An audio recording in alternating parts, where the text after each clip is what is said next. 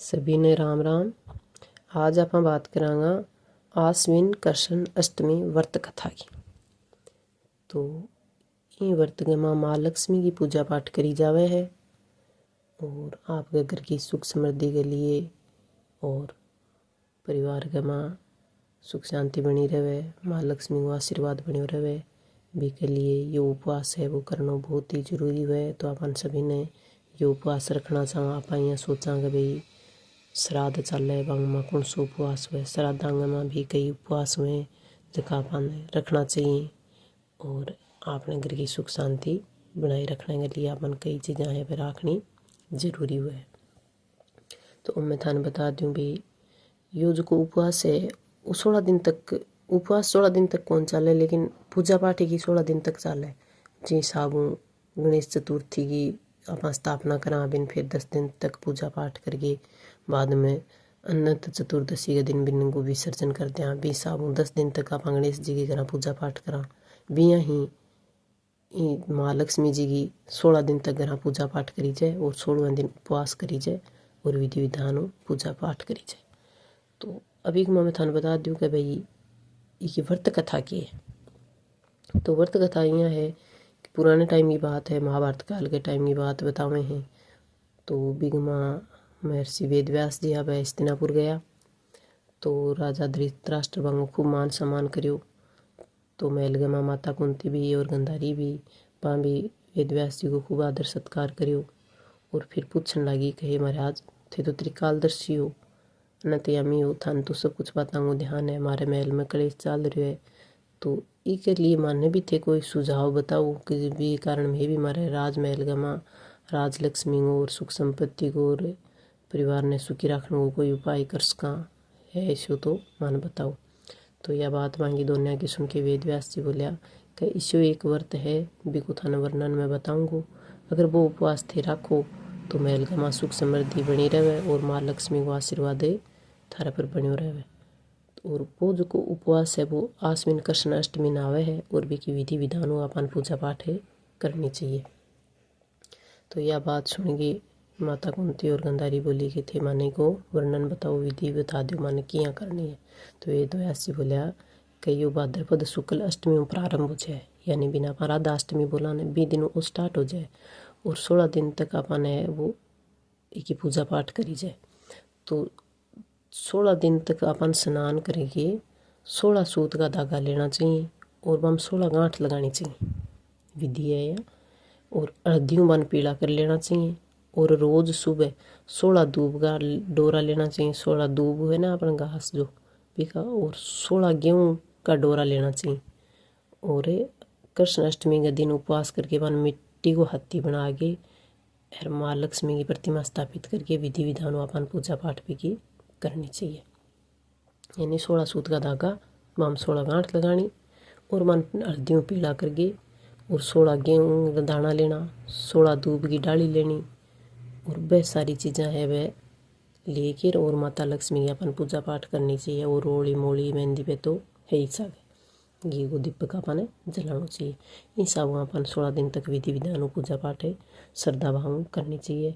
ज्यों माँ लक्ष्मी की है वह कृपा अपने पर बनी रहे। और इन प्रकार आप व्रत करांगा तो अपने फायदो और इसी हिसाब में वेद व्यास जी बन दोनों ने बता दी। तो जो ही भाद्रपद की शुक्ल अष्टमी आई तो गंधारी व कुंती दोनों महलगमा व्रत की तैयारी करने लगी। तो सारी स्त्रियाँ है बाने कह दियो कि ये दिने आप पूजा पाठ करांगा, 16 दिन तक आपने माँ लक्ष्मी की पूजा करनी है, यानी वह राधा अष्टमी आप स्टार्ट करांगा और असोज की कृष्ण अष्टमी तक पूजा पाठ करांगा। तो नगर का माँ डिंडोरो पिटवा दियो। तो माँ गंधारी है बस सारी लुगायान आपके महल में बुलाई और पूजा पाठ की तैयारी करी, लेकिन कुंती ने बुलाई को नहीं। तो कुंती सोचो यो तो आपनो अपमान हो गयो, इतनी पूजा की चीज़ा का बड़ी तैयारी चल रही है, भी माँ अपन कौन बुलाई। तो कुंती है वह उदास बैठी। तो भी का 5वां बेटा आया और पूछो माता ने कि माता उदास क्या बैठा हो। तो कुंती बोली कि गंधारी है वह मेल गमा तो बड़ो तो कर रही है भाई वो तैयारी कर रही है, पूजा पाठ कर रही है, नगर की सारी लुगायन बुला रही है, लेकिन मैंने बुलाई को नहीं। तो अर्जुन बोले कि इन कौन सी बड़ी बात है, थे भी व्रत की पूजा पाठ की तैयारी करो। तो बोली के तैयारी करूँ के गंधारी के तो 100 बेटा है, तो 100 बेटा है तो वहाँ तो मिल गई बहुत बड़ो हाथी बना दियो। तो सारी लुगायाँ है वो विशाल हाथी देख के बैठे पूजा पाठ करने गई। मेरे कन तो हाथी तो बड़ो है को नहीं। तो अर्जुन बोलियो कि थे चिंता मत करो, थे नगर में ढिंडोरो पिटवाओ, कभी मेरे महल गमा है वो इंद्र गो एरावत हाथी आवेगो और भी की पूजा पाठ है करी जावेगी। तो माता कुंती है बा नगर गमा ढिंडोरो पिटवा दियो कि मेरे महल गमा है वो एरावत हाथी आवेगो और भी की पूजा पाठ है करी जावेगी। तो अर्जुन है वो इंद्र लोक को इंद्र के एरावत हाथी ने बुलायो स्वर्ग लोक को और बिंदर पृथ्वी पर उतारे और भी की पूजा पाठ है करी। तो सारे नगर गमा हिलो फिरा दियो। तो सारा छोटा न मोटा नर नारी न बुढ़ा न बडेरा से कुंती के महल गमा भेड़ा हो गया और एरावत हाथी ने देखने के लिए भीड़ लागी। तो जो ही एरावत हाथी है वो पृथ्वी पर आयो तो भी वो खूब आदर सत्कार करियो गयो। कई प्रकार का भोजन बनाया गया और फूलाओं आभूषणों महल सजायो गयो। एरावत हाथी को माला गाल के भी वो खूब आदर सत्कार करियो गयो। फिर है वो पुरोहित ने बुला के और एरावत हाथी पर महालक्ष्मी की मूर्ति स्थापित करके मंत्रोच्चारण करके पूजा पाठ करी गई और सारे नगरवासियाँ है वह महालक्ष्मी की पूजा करी और अनेक प्रकार का पकवान है वह बनाया और एरावत हाथी ने खुआया। यमुना नदी को जल पिलायो और राज पुरोहित है वो सात्विक वचन करके महिला और जकी लुगाई बेड़ी बेड़ी बन महालक्ष्मी की पूजा कराई और 16 गांठ आलो डोरो महालक्ष्मी जी का चढ़ा दियो और आप के हाथां के बंधा दियो। तो ब्राह्मण को भोजन करा दियो, दान दक्षिणा दे दी और दक्षिणा में वह आभूषण वस्त्र जो भी अपनी श्रद्धा अनुसार वह वो आपने देना चाहिए। बाद में सारी महिला है वह मिल गए गीत संगीत करियो, भजन कीर्तन करियो और महालक्ष्मी जी को व्रत है भी को जागरण करियो।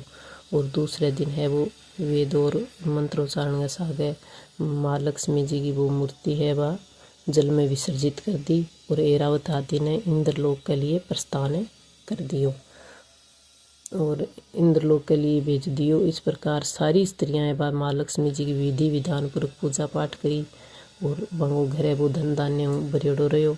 इन प्रकार अपन भी महालक्ष्मी की अपने सादे विचारांग सागे और श्रद्धाओं सच्ची लगन हो अपन महालक्ष्मी की पूजा पाठ है करनी चाहिए। महालक्ष्मी जी की पूजा पाठ करा तो अपन है वो यो श्लोक अवश्य बोलना चाहिए।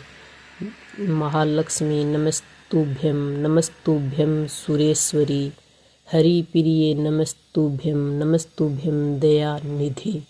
इन श्लोक को अपन उच्चारण करना चाहिए। जय हो माँ लक्ष्मी की जय हो, सब पर दया दृष्टि बनी रहे।